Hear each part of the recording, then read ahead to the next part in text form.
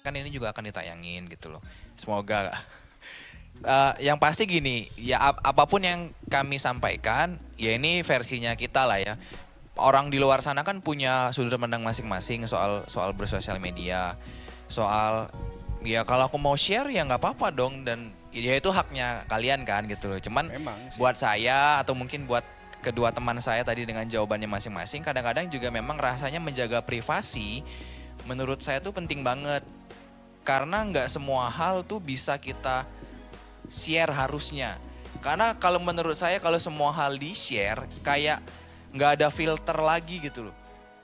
Ya air keruh aja kalau nggak ada filter ya udah orang yang nerima itu ya udah bulat-bulat gitu aja karena nggak ada filter. Terus balik lagi kita kan punya filter beda-beda ya. Kayak tadi Anda bilang ya yang berita-berita politik yang menurut Anda nggak penting ya udah di blok gitu kan. Saya punya saya pikir ngelihat orang di sosial media nge-share A, nge-share B, ngomongin ini, ngomongin itu lebih ke kayak menyinggung orang lain ya kan kebanyakan orang memanfaatkan itu untuk menyinggung orang lain padahal kita tuh bisa ngomong langsung. Kayak misalnya saya punya masalah sama Kak Franky gitu loh. Takut buat ngomong atau mungkin punya beralasan lain adalah nge-share di sosial media aja lah gitu loh. Padahal kita bisa ngomong Pak. Saya kenal Kak Franky, saya bisa ngomong ke Kak Franky padahal tapi nggak saya lakukan. Saya lebih memilih untuk ya udahlah share di story WA aja lah gitu loh biar dia ngerasa gitu ya.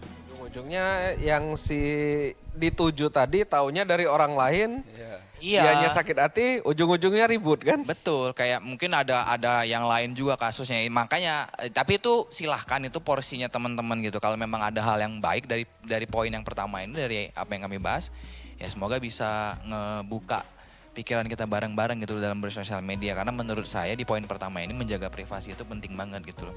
Ya kalau menurut saya privasi, kalau kita jaga privasi itu ibaratnya kalau kita tidur, kita makan, kita mandi itu di tempat masing-masing.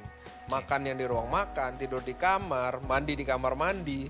Tapi kalau orang yang ya kayak hidupnya nggak ada privasi, serba curhat. Ribut dia curhat, seneng dia curhat, sedih dia curhat, susah dia curhat. Itu ibaratnya kalau orang tuh tidur di jalan semua orang bisa lihat, mandi di jalan semua orang bisa lihat. Jadi Ya kan? kayak orang tidak punya tempat tinggal. Iya bener. Ya kalau orang, anggaplah kalau orang yang homeless nggak punya tempat tinggal, itu walaupun dia tidur di pinggir jalan, dilihat orang banyak, tapi dia mandi nggak pernah di pinggir jalan, Ya. itu artinya walaupun dia homeless, itu privasinya masih ada, cuman tidur aja terpaksa mau nggak mau, karena nggak ada tempat tidur ya mau nggak mau dia, ya itu tidur di depan emperan orang, di bawah jembatan.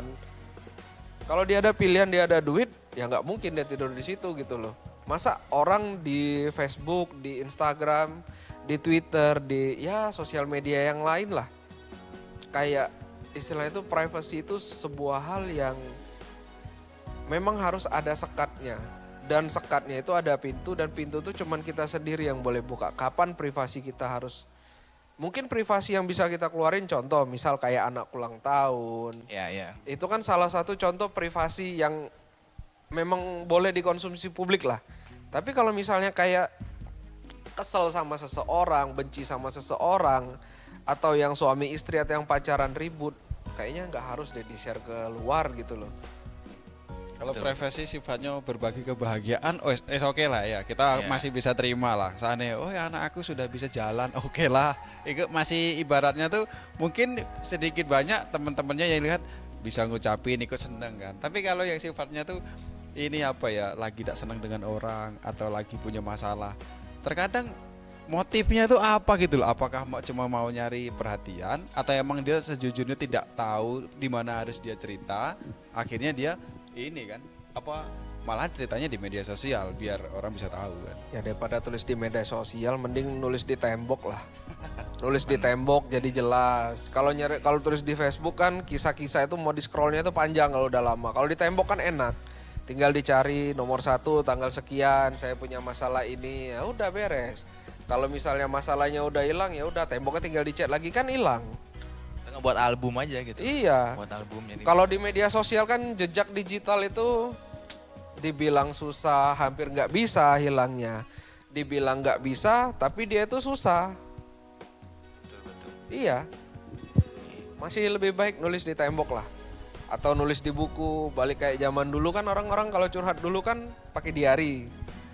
Ya, Iya, mending iya. tulis di diary, disimpan sendiri. Itu Sekarang- aja orang dulu nulis di diary paling takut dibaca orang. Iya. Sekarang Digembok orang malah ya? berani nulis di Facebook Iya, kan. digembok kan sampai kali digembok. Ya, digembok di rantai sampai ditanam kali kan. Mungkin zaman dulu banget itu ya, nggak semua yang dulu nggak bagus ya, ternyata di zaman dulu ya bener-bener.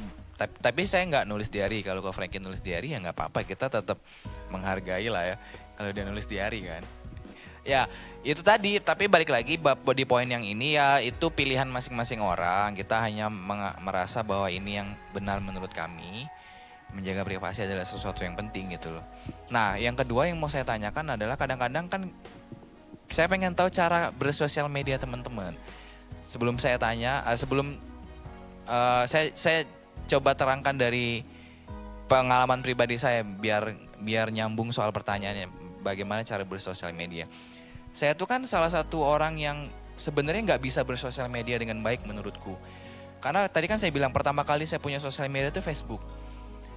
Facebook kan di zaman dulu kan pasti semua orang punya gitu loh. Karena cuman Facebook yang ada waktu itu kan. Yang ya sekarang kayak WA dan segala macam kan belum ada, Instagram gitu belum. YouTube juga belum terlalu kenceng-kenceng banget gitu. Saya punya BlackBerry Facebook. Messenger jangan lupa. Nah, saya nggak punya tapi saya dulu cuman punya apa kemarin? Ya Sama. pokoknya cuman Android biasa BlackBerry gitu. juga saya belum pernah punya. Saya belum punya BlackBerry sampai hari ini, belum punya zaman Kecuali dulu pas sebenarnya. sudah keluar HP ini ya, apa Android ini yang bisa BlackBerry juga, Messenger bisa, Oh, iya. WhatsApp bisa. Nggak Nah, ada. itu baru. Ya, saya dulu, kita ngomongin Facebook lah. Saya spesifik ngomongin Facebook. Pertama kali saya punya Facebook, itu tuh saya nggak berani buat apa ya bahasanya ngefollow ya. Sama nggak sih dengan ngefollow orang gitu. Padahal orang-orang di sekitar kita doang gitu loh. Kayak saya kenal sama Mas Esa atau kenal sama Koko. Di Facebook itu saya nggak berani untuk ngefollow. Nggak tahu kenapa. Maksudnya nggak berani itu kayak takut gitu loh, takut. Nggak ngerti takutnya tuh. Pokoknya nggak berani aja untuk memfollow Mas Esa atau Kak Franky untuk jadi teman saya di Facebook, nggak berani. Makanya di Facebook saya bahkan sampai hari ini orang-orang yang kenal di sekitaran saya sini itu cuman beberapa orang bisa dipilih karena saya nggak pernah berani.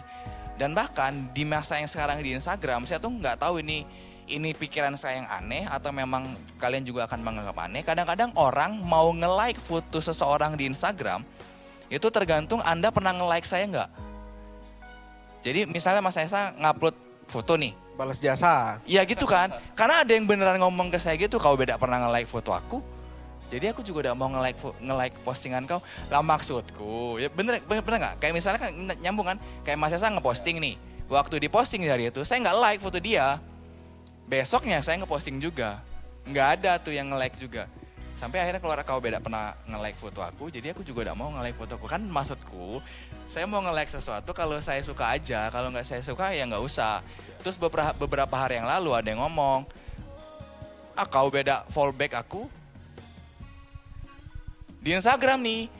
Saya di Instagram tuh banyak, tapi di garis bawahi bukan saya nggak mau nge-fallback mereka atau apa yang mereka share di sosial media nggak bagus, bukan, cuman sayanya aja yang males gitu loh. Karena saya pikir di Instagram saya aja sekarang saya nggak pernah share pribadi, saya nggak pernah.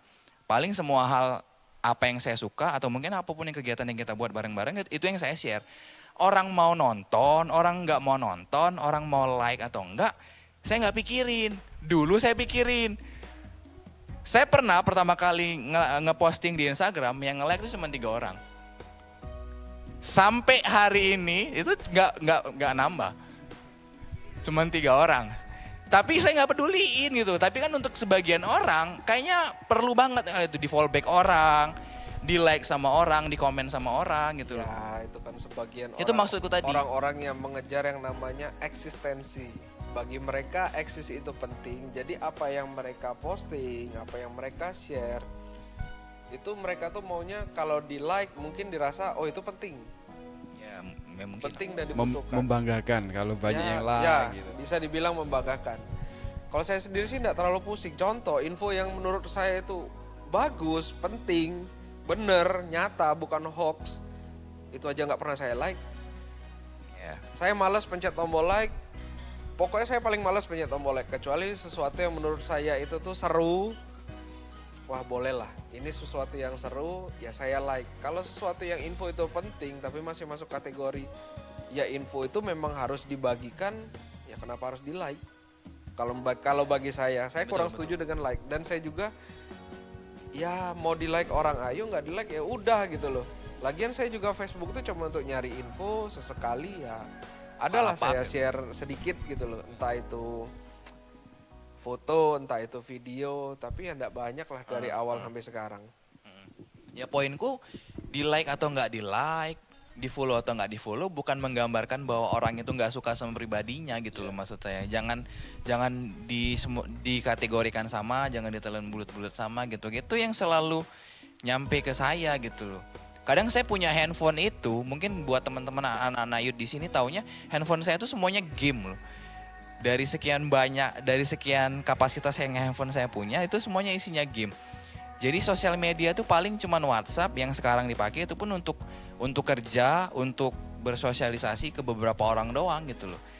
Ya balik lagi bukan karena saya nggak suka jadi saya nggak nge-follow back. Kalau kalian mau follow saya ya thank you. Kalau nggak mau follow saya juga nggak apa-apa.